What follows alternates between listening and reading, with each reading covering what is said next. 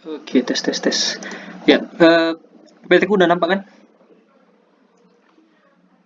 Oke, sama suaranya Udah, udah. udah. Udah. Oke, oke. Suaranya aman lah ya.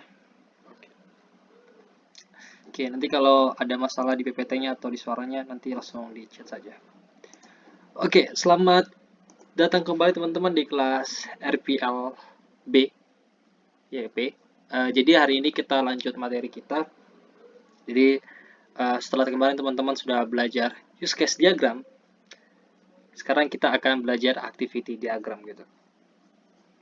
Oke, apa sih itu activity diagram? Oke, secara definisinya, activity diagram itu adalah diagram yang dapat memodelkan proses-proses yang terjadi pada sebuah sistem. Jadi runtunan proses dari suatu sistem digambarkan secara vertikal. Itu. Jadi teman-teman sebelum teman-teman melakukan develop aplikasi, kan teman-teman harus sepakat dulu gitu. Ini sih aplikasinya nanti dibuat gimana sih? Jadi urutan pemakaiannya gimana gitu. Contohnya mulai dari login, nanti cara loginnya gimana? Uh, Mungkin nanti kan tekan tombol login, terus masukkan password, masukkan username, terus tekan tombol login. Baru nanti kalau kalau passwordnya benar masuk ke sini, kalau passwordnya salah masuk ke sini. Nah, jadi bagaimana cara menggambarkan itu semua? Kita menggunakan yang namanya activity diagram, gitu. Eh, Terus activity diagram itu dibuat untuk apa? Jadi manfaat activity diagram itu adalah satu, menjelaskan urutan aktivitas dalam suatu proses gitu. Jadi dia nanti akan menjelaskan gitu apa aktivitas apa sih atau action-action apa aja yang terjadi dalam suatu proses yang dijalankan gitu. Terus yang ini di dalam dunia bisnis biasanya digunakan untuk modeling atau memperlihatkan urutan bisnis. Lanjut, mudah dalam memahami proses yang ada dalam sistem secara keseluruhan. Jadi nanti teman-teman tahu nih dalam sistem teman-teman ini keseluruhannya itu gimana sih alurnya, gimana sih proses-proses yang terjadi gitu. Makanya kita menggunakan activity diagram. Lalu merupakan metode perancangan yang terstruktur ya. Jadi terstruktur dia dari awal sampai akhir dan dia ini mirip dengan flowchart. Jadi kalau teman-teman dulu pernah belajar di kelas pemrograman, pengenalan pemrograman atau kelas pemrograman gitu, teman-teman kan belajar flowchart gitu. Jadi activity diagram ini mirip dengan flowchart, hampir sama dia. Nah, maupun data flow diagram atau DFD. Nanti data flow diagram DFD itu akan kita pelajari selanjutnya. Lalu, eh, activity diagram ini juga adalah untuk mengetahui aktivitas aktor atau pengguna berdasarkan use case diagram yang dibuat sebelumnya gitu. Jadi, kalau contoh ini kita punya use case kayak gini, kan ada sini login, ada cek saldo, ada transfer dana, ada melakukan pembayaran. Nah, di login ini nanti kita akan membuat activity diagramnya gitu. Gimana sih aktivitas yang terjadi di login? Apa runtutannya gitu. Nah, nanti kita akan buat. Lalu di activity diagram ini teman-teman, ini adalah komponen-komponen activity diagramnya. Jadi apa simbol-simbol yang digunakan di activity diagram ada kayak gini. Pertama ada status awal. Jadi ini menandakan aktivitas dimulai gitu.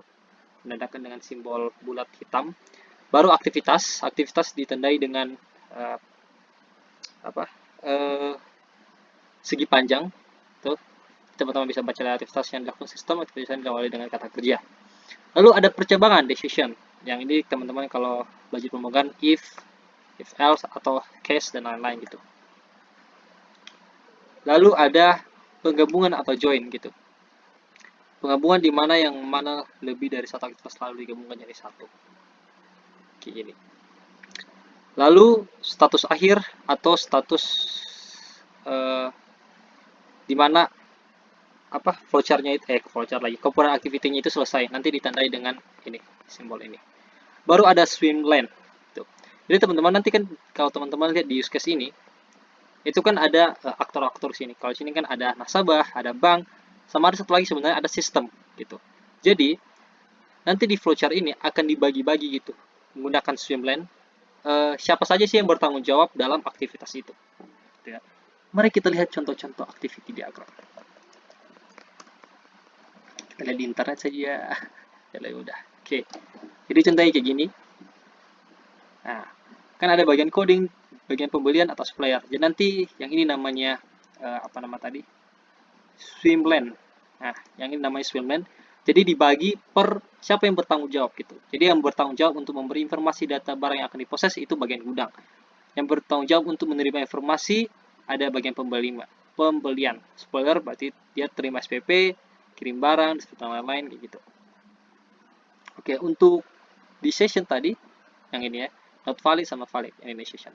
Terus ada lagi satu lagi teman-teman, namanya tadi penggabungan atau join. Jadi sebenarnya sebelum penggabungan itu ada namanya for gitu. For activity diagram. Nah, jadi gini. Jadi kalau for itu yang ini for di atas. Jadi for itu adalah ketika ada aktivitas yang dilakukan secara bersamaan gitu. Tuh, jadi ini bersamaan dilakukan, baru nanti ada join di mana apa namanya? Aktivitas yang tadi dibagi dua itu yang dilakukan bersamaan akhirnya bersatu lagi atau berjoin lagi. Itu namanya for sama ini namanya join gitu. Aku nggak tahu sih apa contoh yang paling bagus ini aku kasih, tapi aku belum ketemukan tadi contoh untuk for dan join itu.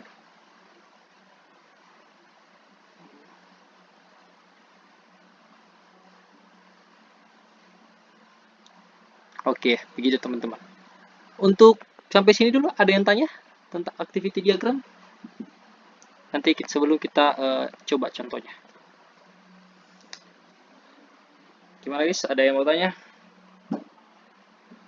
Kalau kecepatan bilang kalau mau diulang gitu. Tidak ada. Kalau tidak ada coba ketik aman di kolom. Aman. Nah, gini. Aman. Oke, thank you Grisinova. Cuma Grisinova ini yang aman. Yang lain gimana guys? Yang lain. Aman. Oke. Baru 4 orang dong. Yang lain di mana ini? aman. Oke, aman. Wah, aman. Oke, thank you untuk responnya. Jadi mari kita coba teman-teman. Oke, ceritanya nanti salah satu cara kita membuat activity diagram itu kita berpatokan di use case diagram. Kalau teman-teman lihat kan di sini ada login, ada cas saldo, atas data, melakukan pembayaran gitu. Jadi kita coba buat nih activity diagram di login, gitu ya. Nanti di sini ada include verifikasi password sama extend menampilkan pesan kesalahan. Oke, let's try. Kita menggunakan apps diagram net. Oke, pertama-tama kita tentukan dulu siapa sih yang berperan dalam ini. Atau siapa yang bertanggung jawab atau namanya swimlane I don't know how to spell it. Swimlane. Oke, kita pakai mana yang ini, vertical container. Berarti di sini adalah nasabah gitu kan ya, nasabah. Terus ada satu lagi. Oke, jadi di sini teman-teman kita lihat sebenarnya ada yang berperan lagi, ada namanya sistem gitu. Jadi sebenarnya sistem juga berperan dalam itu. Sabar.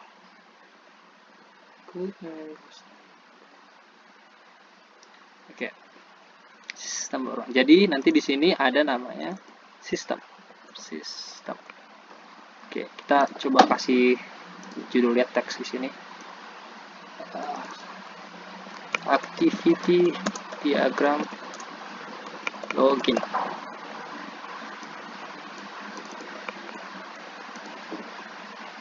Login nasabah.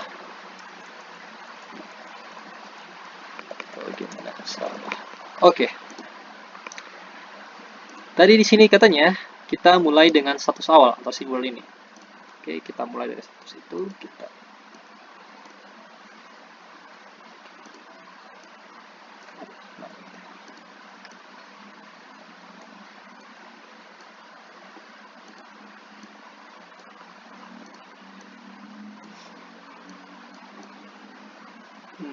udah lah ya di tengah-tengah itu.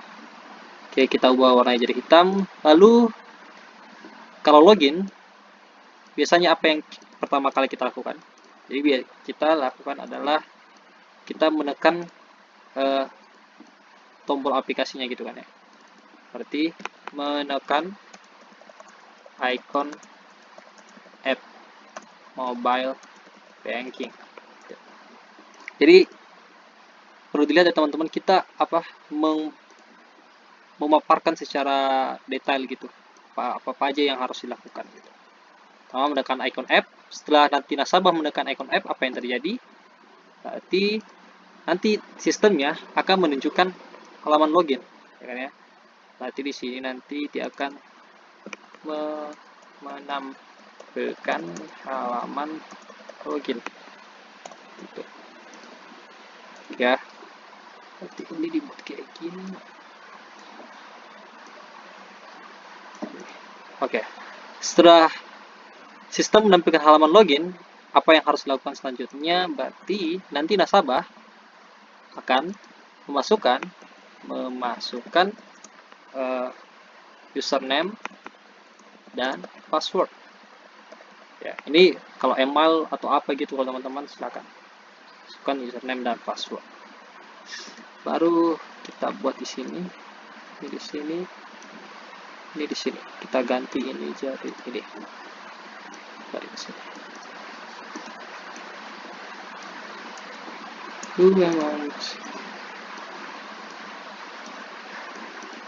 Aduh, kok kayak gitu.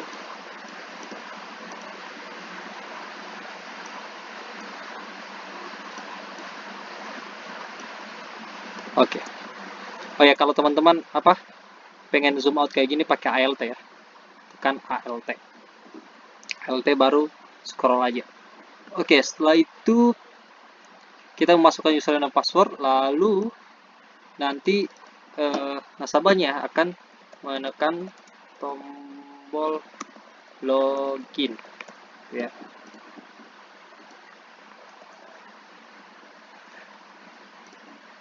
Ini aja. Kita menekan tombol login. Nanti silakan teman-teman rapikan saja. Oke, menekan tombol login.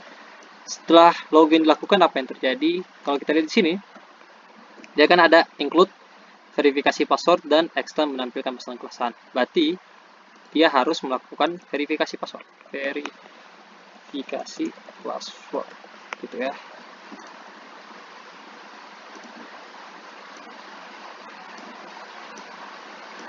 Oke, berarti nanti kita gunakan ini percabangan di sini, ya, percabangan. Kita gunakan percabangan.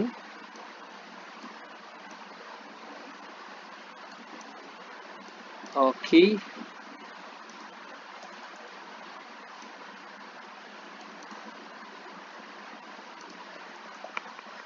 Ini kayak gini.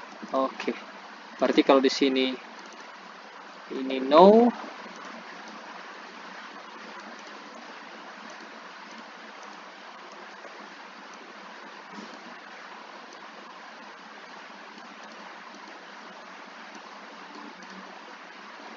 Ini yes. Yes. Ini no. Oke, setelah itu nanti berarti apa di sini terjadi?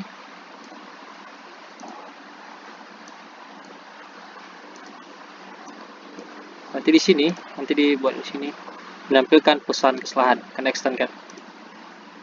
Ini menampilkan pesan kesalahan. Di sini kalau passwordnya benar, bukan password, verifikasi username dan password. Berarti di sini menampilkan halaman utama.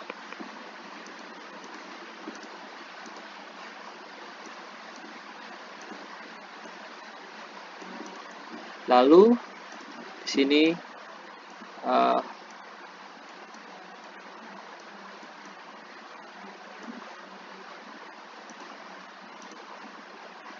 hitam, play, Ctrl V, aduh.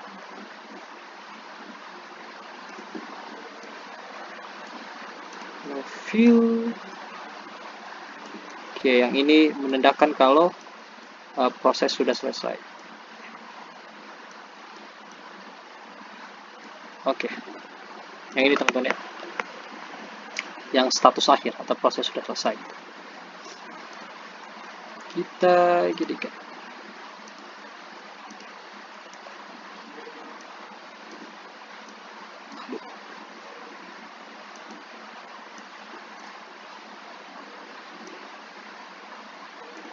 oke. Nanti di sini kan menampilkan pesan kesalahan nih. Setelah kesini nanti apa yang terjadi? Berarti seharusnya dia nanti akan mengembalikan lagi ke halaman login. Oke. Extend. Oke. Jadi sudah selesai nih activity diagram untuk login berdasarkan use case yang ini tadi. Oke, untuk ini ada yang mau tanya nggak teman-teman? Halo, aman ya?